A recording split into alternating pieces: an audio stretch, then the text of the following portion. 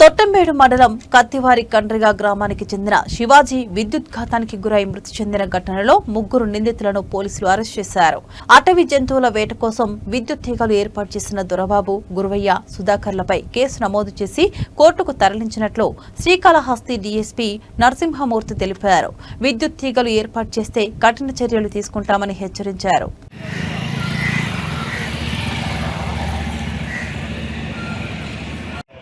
మనోడు మెన్ రమణ మనోడు మెన్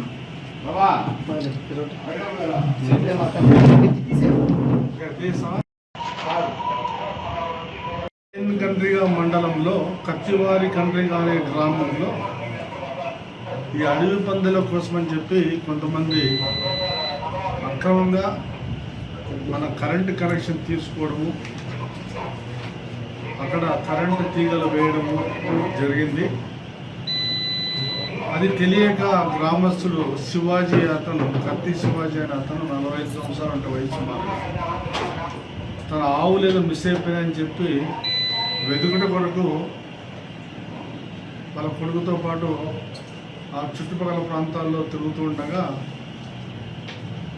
ఈ కరెంటు వైరు తగిలి షాకు గురై చనిపోవడం జరిగింది.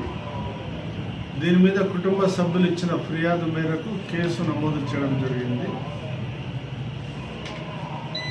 కేసులో విచారణ ప్రారంభించిన తర్వాత సిఐ గారు ఆ చావుకు కారకుడైన వారు కూడా వారిని చేసిన నేరాన్ని ఒప్పుకోవడం జరిగింది.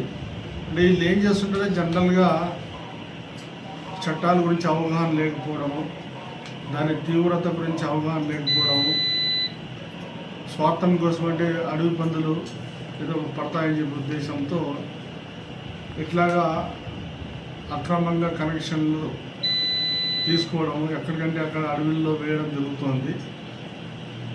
ఇది ప్రజలకు తెలియకపోవడము, వారి పనుల మీద వాళ్ళు అటవీ ప్రాంతంలో కానీ ఇట్లా మామిడి తోట చుట్టూ కానీ పనుల కోసం వెళ్తూ ఉంటారు.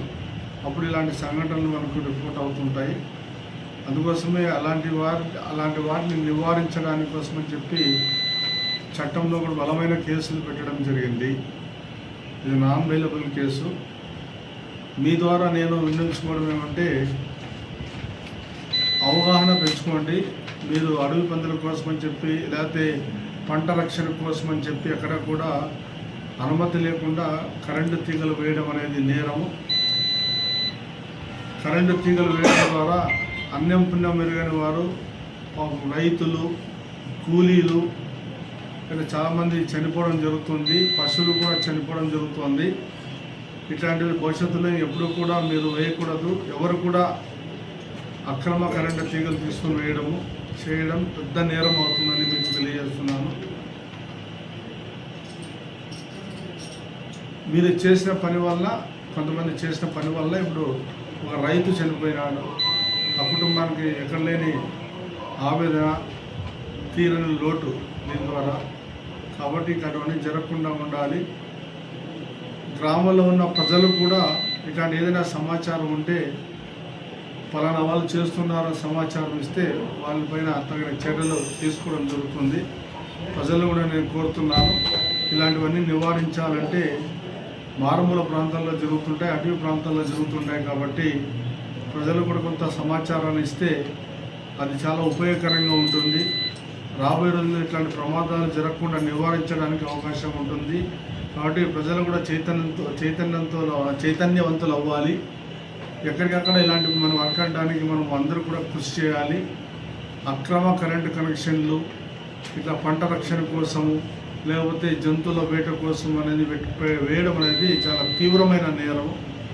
అది మనుషుల ప్రమాదాలకు, జంతువుల ప్రమాదాలకు దారితీస్తుంది. కాబట్టి ఇలాంటివన్నీ చేయకూడదు, చట్ట వ్యతిరేకమైన పనులవన్నీ.